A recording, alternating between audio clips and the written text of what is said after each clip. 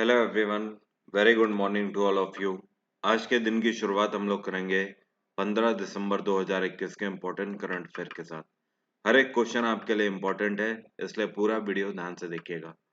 PDF का link और साथ में टेलीग्राम का लिंक दोनों आपको वीडियो के डिस्क्रिप्शन बॉक्स में मिल जाएंगे, इसलिए दोनों को आप डाउनलोड कर सकते हो डिस्क्रिप्शन बॉक्स से। तो इसलिए चलिए स्टार्ट करते हैं पूरा वीडियो, और हर एक क्वेश्चन आपके लिए इम्पोर्टेंट है। आज का पहला क्वेश्चन है, who has been named Times 2021 person of the year award. Most important question है, इसलिए ध्यान रखिएगा। अभी हाल ही में टाइम्स की तरफ से 2021 पर्सन ऑफ द ईयर के रूप में कौन चुने गए हैं? ये है एलोन मस्क। तो Elon Musk is the right answer. और हम सभी को पता है एलोन मस्क टेस्ला के मालिक हैं। इतना ही नहीं, इनकी जो स्पेस एजेंसी है जिसका नाम है स्पेस एक्स की स्थापना साल 2002 में करी गई थी। अगला क्वेश्चन है, इस साल 2021 का Abu Dhabi grand prix formula 1 किसने जीता है? तो Abu Dhabi grand prix formula 1 इस साल का जीता है मैक्स वर्स्टन ने। So first one is the correct answer.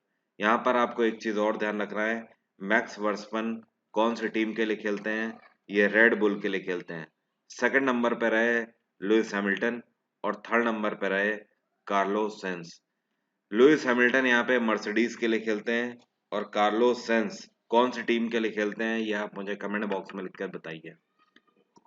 यहाँ पर आप एक चीज और ध्यान रखेंगे, पिछले 2 सालों में सबसे ज्यादा फार्मूला 1 ग्रैंड प्रिक्स अगर किसी भी खिलाड़ी ने जीते हैं तो वो लुइस हैमिल्टन है। यहाँ पर आपसे एक क्वेश्चन और भी पूछा जा सकता है कि फार्मूला 1 ग्रैंड प्रिक्स सबसे ज्यादा जीतने के बाद ये कौन से खिलाड़ी हैं जिनको नाइटहुड से सम्मानित किया गया है? तो ये भी लुइस हैमिल्टन ही है। इनको पिछले 7 से 8 महीने पहले ब्रिटेन की महारानी के द्वारा नाइटहुड से सम्मानित किया गया है। तो ये चीज आपको ध्यान रखनी है, लुइस हैमिल्टन ने पिछले 2 साल में सबसे ज्यादा ग्रैंड प्रिक्स जीते हैं, और अभी हाल ही में जो इन्होंने बहराइन ग्रैंड प्रिक्स जीता था, ये इनकी लाइफ का 104वां ग्रैंड प्रिक्स था। तो फिलहाल आपको ध्यान रखना है, अबू धाबी ग्रैंड प्रिक्स 2021 का मैक्स वर्स्टन ने जीता है, जो कि रेड बुल टीम के लिए खेलते हैं। अगला क्वेश्चन है, who has prepared a kit that detect Omicron variant. कहने का मतलब यह है कि इनमें से कौन है जिनके द्वारा अभी हाल ही में एक ऐसी किट बनाई गई है जो कि ओमिक्रॉन वेरिएंट के वायरस का पता लगा सकते हैं। तो ये जो किट बनाई गई है, ये बेसिकली डॉक्टर विश्वजीत बोरकाकोती के द्वारा बनाई गई है। आपको बता दूं, ये किट 100% पोटेंशियल है। मतलब ये किट जो रिपोर्ट बताएगी वो 100% एक्यूरेट बताएगी। अब देखिए, ओमिक्रॉन वेरिएंट का मतलब क्या है? ये कोविड-19 का ही एक वेरिएंट है जिसको नाम दिया गया है ओमिक्रॉन। इसकी खास बात यह है कि ये अगर आपकी बॉडी में लगा है या किसी की भी बॉडी में लगा है तो आप जनरली ये पता नहीं कर सकते हो कि वो व्यक्ति कोविड से ग्रस्त है या नहीं, क्योंकि कोविड से ग्रस्त होने के आज की डेट में ओमिक्रॉन को लेकर कई सारे सिम्टम्स हैं।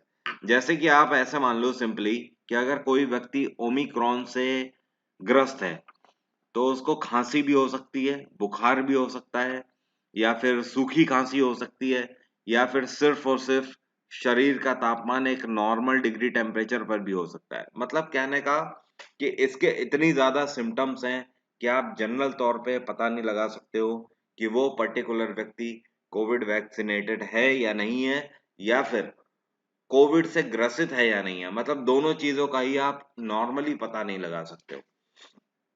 तो यहाँ पर डॉक्टर विश्वजीत बोरकाकोती के द्वारा ओमिक्रॉन वेरिएंट का पता लगाया गया है, जो कि मात्र 2 घंटे के अंदर आपको 100% एक्यूरेसी के साथ पेशेंट की सारी स्थिति बता देगा। अगला क्वेश्चन है, who has topped the list of आत्मनिर्भर रोजगार योजना बेनिफिशरीज। अभी हाल ही में आत्मनिर्भर रोजगार योजना बेनिफिशरीज की लिस्ट को टॉप किया है किस राज्य सरकार ने? तो इसको टॉप किया गया है महाराष्ट्र में उद्धव ठाकरे की सरकार के द्वारा। इसका सीधा सीधा मेन मोटो ये है कि पूरे भारत में ये कौन सी राज्य सरकार है जहां पर भारत सरकार की आत्मनिर्भर रोजगार योजना का सबसे ज्यादा फायदा देखने को मिला है। तो एक तरीके से आप बोल सकते हो भारत सरकार की तरफ से चलाई गई रोजगार योजना के अंतर्गत आत्मनिर्भर रोजगार योजना बेनिफिशरीज के अंतर्गत नंबर 1 पे रही महाराष्ट्र सरकार। महाराष्ट्र के अंदर सबसे ज्यादा रोजगार के संसाधन पैदा किए गए हैं पिछले कुछ टाइम पे भारत सरकार के द्वारा चलाई गई स्कीम के अनुसार। गुजरात में भूपेंद्र पटेल की सरकार है, तमिलनाडु में एमके स्टालिन की सरकार है और कर्नाटक में बिसावराज बोमई की सरकार है। अगला क्वेश्चन है, ये कौन सी राज्य सरकार है या फिर ये कौन से देश की सरकार है जो कि पहली ऐसी सरकार बन गई है जिसने पूरे वर्ल्ड में अपने आप को 100% पेपरलेस डिक्लेयर कर दिया है। देखिए 100% पेपरलेस का मतलब ये है कि ये पर्टिकुलर पूरी दुनिया का एक ऐसा रीजन बन चुका है जहां पर 1% भी पेपर का यूज नहीं किया जाएगा। तो 100% डिजिटाइज अपने आप को कर दिया है दुबई सरकार ने। और क्या आप मुझे कमेंट बॉक्स में लिखकर बता सकते हो कि दुबई कौन से देश का हिस्सा है? अगर आप कमेंट बॉक्स में लिखकर बता सकते हैं तो बिल्कुल सिंपल सा मैंने आपसे क्वेश्चन पूछा है, कोई इसमें कठिन बात कुछ भी नहीं पूछी हुई है। तो ये दुबई की सरकार है जिसने पूरे वर्ल्ड में अपने आप को 100% पेपरलेस डिक्लेयर कर दिया है। और इसी के साथ पूरी दुनिया में दुबई पहला ऐसा शहर बन गया है जिसने अपने आप को पेपरलेस डिक्लेयर किया है।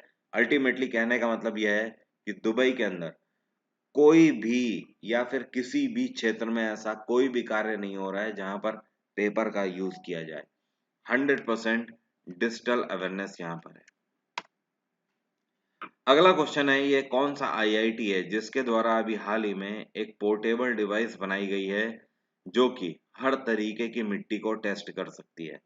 तो ये एक पोर्टेबल डिवाइस बनाई गई है आईआईटी कानपुर के द्वारा। आईआईटी कानपुर ने एक ऐसी पोर्टेबल डिवाइस बनाई है जिसकी मदद से आप किसी भी तरीके की मिट्टी की गुणवत्ता को चेक कर सकते हो। जैसे कि मान लीजिए आपने काली मिट्टी को टेस्ट करना है, तो जब आप काली मिट्टी या फिर ब्लैक सॉइल जिसको बोलते हैं या रेगुर मिट्टी बोलते हैं, आप अगर उसे टेस्ट करोगे तो उसमें आयरन ऑक्साइड की मात्रा सबसे ज्यादा है या फिर आप बोल सकते हो आयरन की मात्रा सबसे ज्यादा है।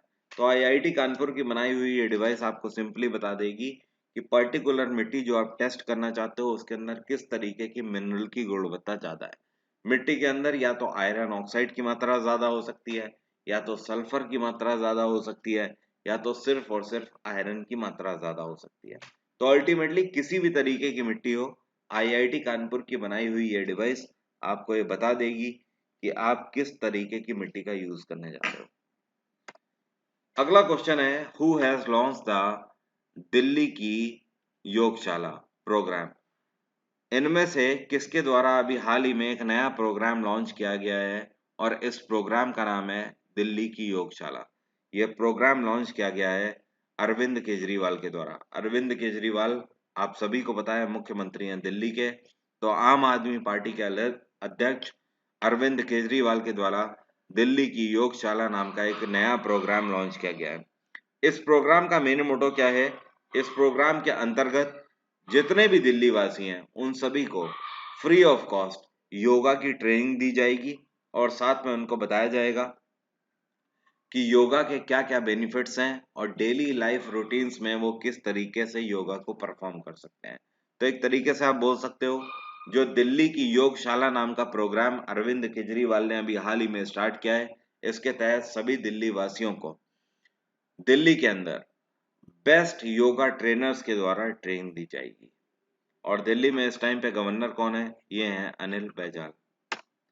अगला क्वेश्चन है, ये कौन सी ऑर्गेनाइजेशन है जिसने अभी हाल ही में आईआईटी दिल्ली के साथ एक पैक्ट साइन किया है और आईआईटी दिल्ली के साथ मिलकर ये कई सारे प्रोजेक्ट्स पर काम करेंगे? तो ये है इंडियन एयरफोर्स। भारतीय वायुसेना ने अभी हाल ही में आईआईटी दिल्ली के साथ मिलकर एक पैक्ट साइन किया है और आईआईटी दिल्ली की मदद से ये जितने भी इंडियन एयरफोर्स ऑफिसर हैं उन सभी को इंडिजिनस सैटेलाइट की जानकारी देंगे और साथ में वेपन्स की जानकारी देंगे। इंडियन एयरफोर्स की स्थापना 1932 में करी गई थी। और इंडियन एयरफोर्स के हमारे चीफ कौन है, क्या आप मुझे कमेंट बॉक्स में लिखकर बता सकते हो। अगला क्वेश्चन है, who has been appointed as a new chief executive officer of Pakistan cricket board. PCB के अभी हाल ही में नए सीईओ के रूप में किसको अपॉइंट किया गया है। तो पीसीबी के नए सीईओ बनाए गए हैं फैजल हसैन। क्या नाम है इनका, फैजल हसैन। और इन्होंने सक्सीड किया है किसको, इन्होंने वसीम खान को सक्सीड किया है। तो पाकिस्तान क्रिकेट बोर्ड के नए सीईओ बने हैं Faisal Hussain. By the way आपको ये भी ध्यान होना चाहिए, इंडियन क्रिकेट बोर्ड के प्रेसिडेंट सौरव गांगुली हैं एंड बीसीसीआई की स्थापना 1928 में करी गई थी। इसका हेडक्वार्टर है मुंबई और इसके सेक्रेटरी जनरल है Jay Shah, the son of Amit Shah. अगला क्वेश्चन है, ये कौन सी इंश्योरेंस कंपनी है जिसके द्वारा अभी हाल ही में एक नया प्लान लॉन्च किया गया है जिसका नाम है धनरेखा। तो धनरेखा नाम का प्रोग्राम किस इंश्योरेंस कंपनी के द्वारा लॉन्च किया गया है। इसको लॉन्च किया है लाइफ इंश्योरेंस कॉरपोरेशन ने, एलआईसी के द्वारा धनरेखा नाम का एक नया प्रोग्राम अभी हाल ही में लॉन्च किया गया है। एलआईसी की स्थापना करी गई थी 1956 में। इसका हेडक्वार्टर है मुंबई और इसके चेयरपर्सन है एमआर कुमार। कौन है, एमआर कुमार। अगला क्वेश्चन है, which countries have agreed in principle on formal end of Korean war. अभी हाल ही में ये कौन से देश एक साथ आए हैं जिन्होंने साथ मिलकर ये फैसला लिया है कि अंततः ये हर तरीके के कोरियन वॉर को खत्म कर देंगे। तो कोरियन वॉर को खत्म करने के लिए अमेरिका, चाइना और नॉर्थ कोरिया तीनों देश एक साथ आए हैं। इसके अलावा साउथ कोरिया भी एक साथ आया है। तो टोटल ये 4 कंट्रीज एक साथ आए हैं और चारों देशों ने मिलकर एक साथ फैसला लिया है कि ये हर तरीके के कोरियन वॉर को समाप्त कर देंगे। सो हमारा आंसर यहाँ पर है ऑल ऑफ एबव। हर तरीके के कंट्रीज यहाँ पर साथ आए हैं और सबका मेन मोटो ये है कि नॉर्थ कोरिया और साउथ कोरिया के बीच में जो पिछले कुछ टाइम से काफी घमासान चला हुआ है उस हर तरीके के घमासान को खत्म करेंगे और औपचारिक रूप से हर तरीके के युद्ध की समाप्ति होनी चाहिए। Bye the way south Korea की कैपिटल है सियोल, नॉर्थ कोरिया की कैपिटल है प्योंगयांग, चाइना की कैपिटल है बीजिंग और अमेरिका की कैपिटल है वॉशिंगटन।